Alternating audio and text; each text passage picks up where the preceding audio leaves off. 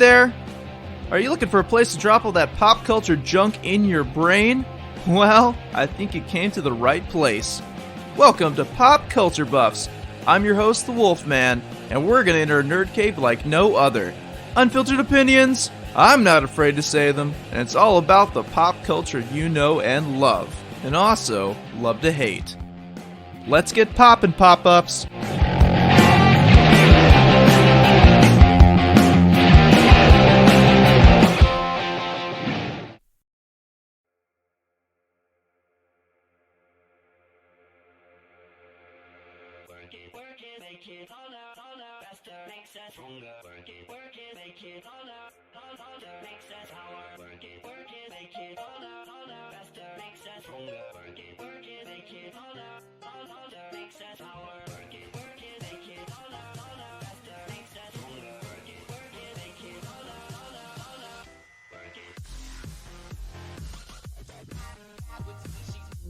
Hey Pop Buffs! This week we're going to talk about something a little different than movies. We're going to talk about some music again. I did a music podcast back in October, November season, and we talked about Christmas music and why it's so popular. But this is a different one. We're going to talk about a specific artist, specifically Daft Punk, the duo legend. And I want to talk about them because, not only because of the recent news, but because I have a huge passion for Daft Punk. I've been listening to them for a very, very long time. I have all their albums. I have a 3D printed helmet that I made of Homeo Cristo, one of the members of the group, and I've been following them ever since. And I listen to so much Daft Punk that I am in their 1% bracket of listening to them on Spotify. So I am a very seasoned veteran when it comes to listening to Daft Punk. It's really sad because recently I found out on YouTube that there was a video recently called Epilogue where they announced that they're disbanding, which, gosh, that it kills me because I've been waiting for years for them to make more music, and now they decide to disband, which is kind of strange to me since the fact they haven't made any music since they worked with The Weeknd back in when I was in high school, 2016, 2017 was the last thing they really did with anybody. So it's really bizarre that they, just out of the blue, just decided to say that they're not going to make any more music together.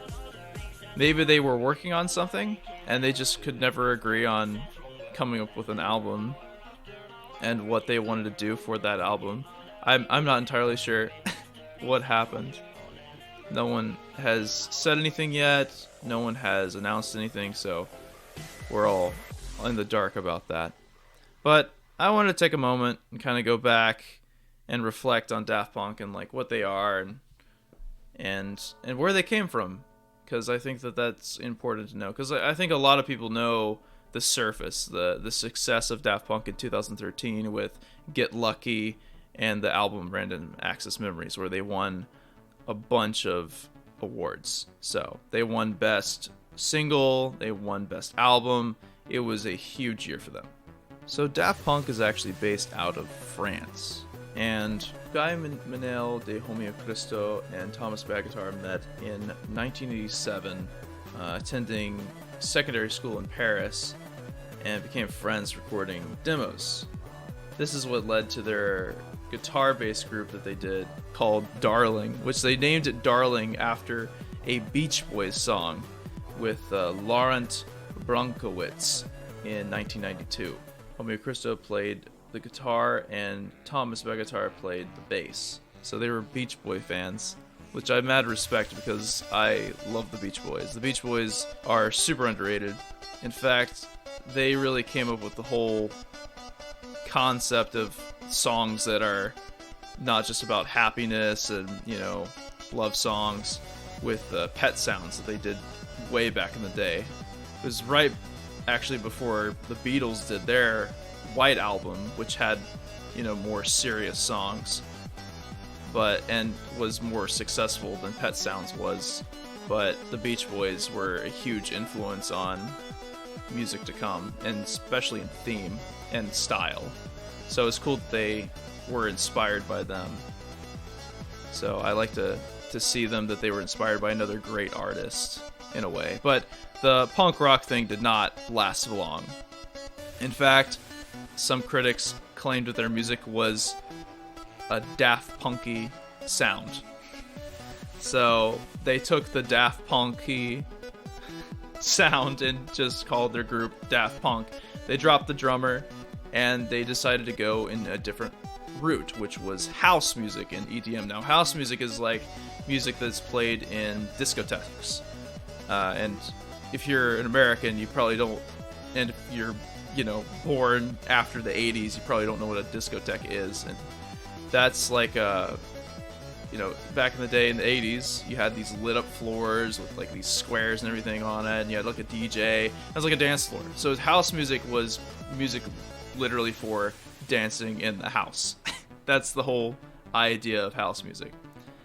But Daft Punk definitely popularized that genre after they hit their mark in 1997 with their album Homework, which was hugely influential. The Funk, Around the World, two huge songs for them, really got them started in what would become their musical career. And it took them a while, but they finally came out with another album in 2001, which is, to me, my favorite album. It's the quintessential Daft Punk. It's where Daft Punk got their image.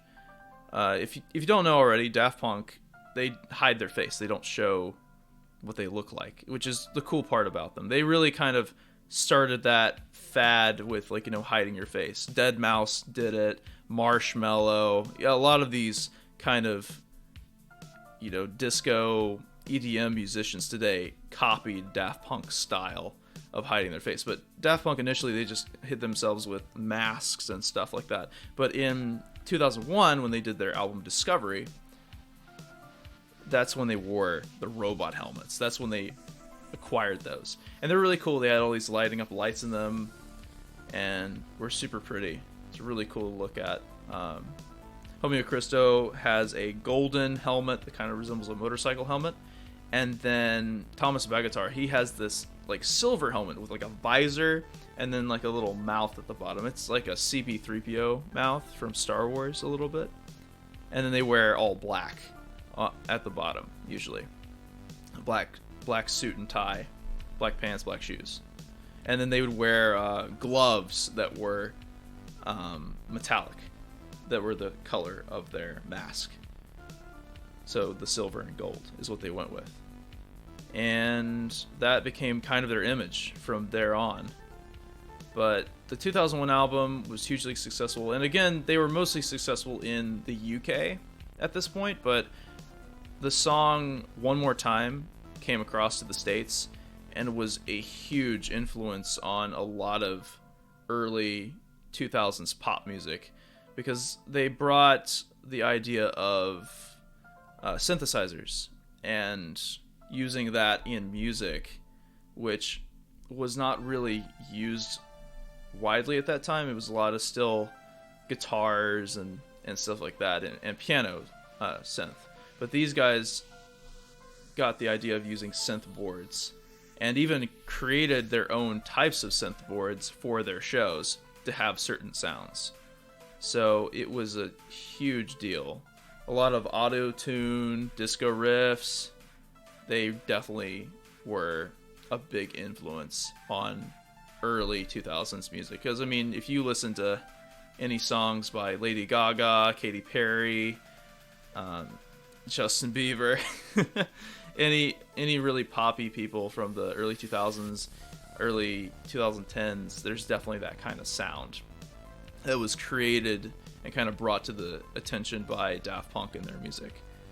But One More Time was huge. Harder, Better, Faster, Stronger was a huge success on that album. It was later taken in by Kanye West to make a remix of sorts called Stronger, where they had Daft Punk in the background doing a new version of Harder, Better, Faster, Stronger with Kanye rapping over it. And in all honesty, it's pretty awesome. So, but I do prefer the original. Some people might, because it's a little bit different.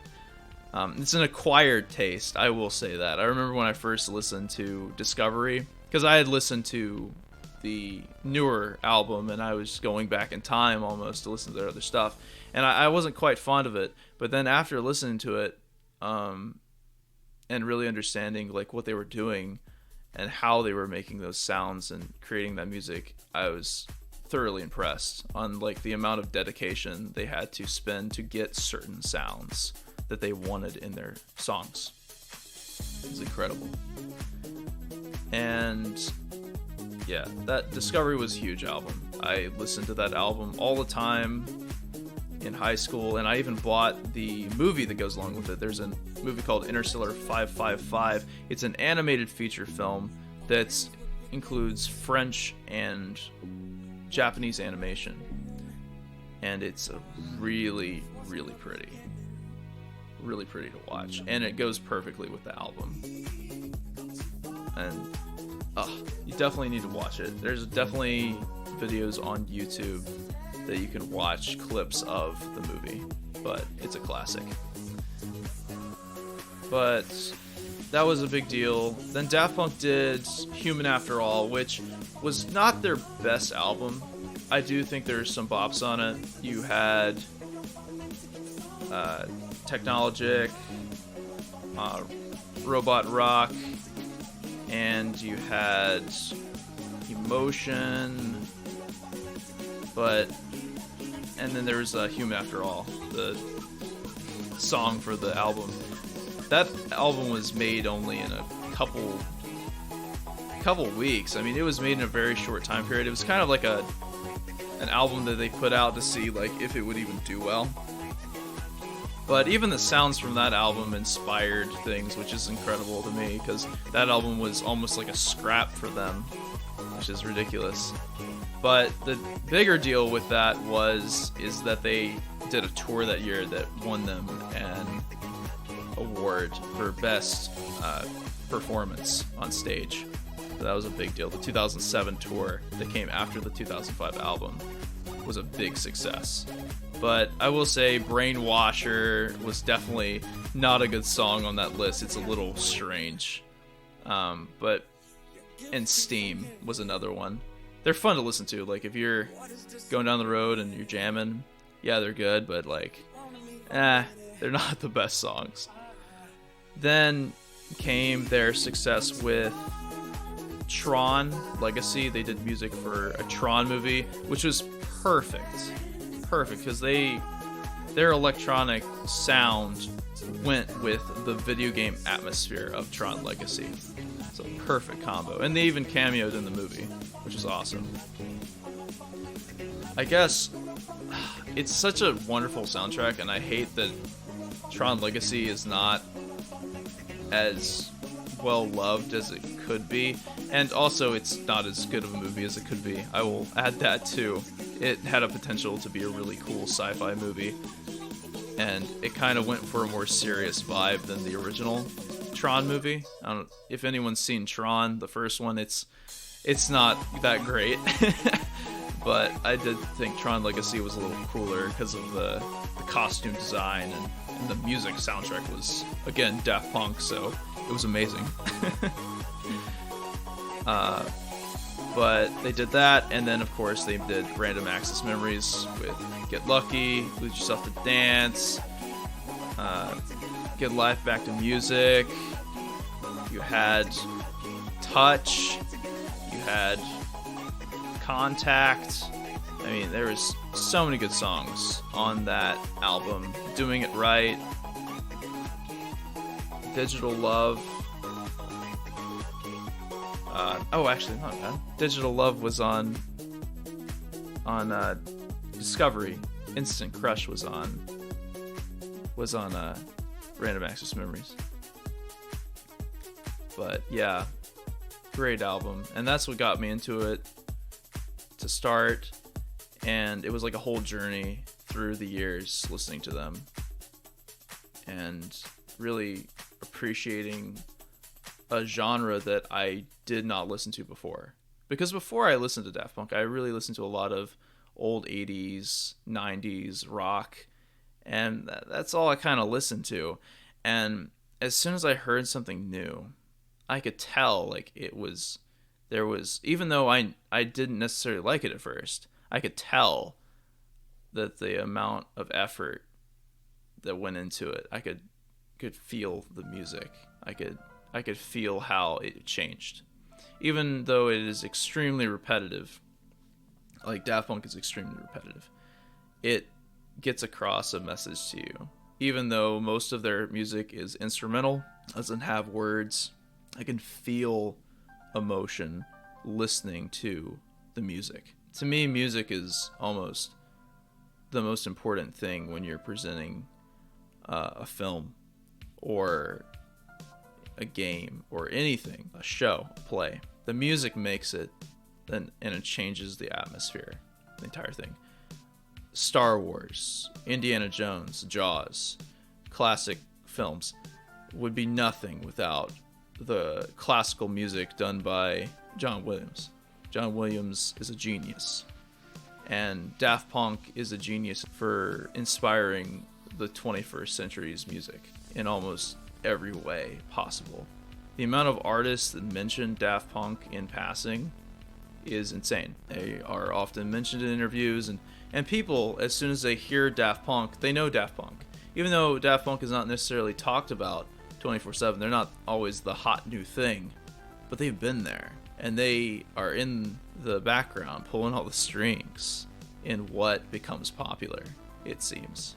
And I would hope that, someday that they do get back together and do keep on making their funky music, because I, for one, would love to hear it again. And I definitely want to see them tour someday, so I can finally get to be there and experience it in person. And that is one of my dreams, is to do that someday. I wanted to make this podcast to talk about something I really was passionate about and really felt like talking about, because I love Daft Punk. I love Daft Punk. Any of my friends can tell you that. I love them so much. They're a great band. And they were the first band I got into, and that means so much to me. So whatever they're doing, hope they're doing all right. And hopefully maybe we'll hear music from Homeo Christo or Thomas Bagatar, and maybe they'll still don the mask, or maybe they won't. Maybe they'll do some other kind of music. But I am interested in seeing what those two men will do in the future. Vive la France. For sure. But thank you guys for listening. This is a little bit of a shorter podcast, but I wanted to make a quick little podcast on this, since this is just recent news of Daft Punk and their disbanding. So I wanted to address it as soon as possible. And I will be trying to get out videos and podcasts every week, but it's going to be hard. Again, school, it sucks. So I'm trying to get through that. But hopefully I can get one out every week. It won't be consistent necessarily, but I will get one out every week.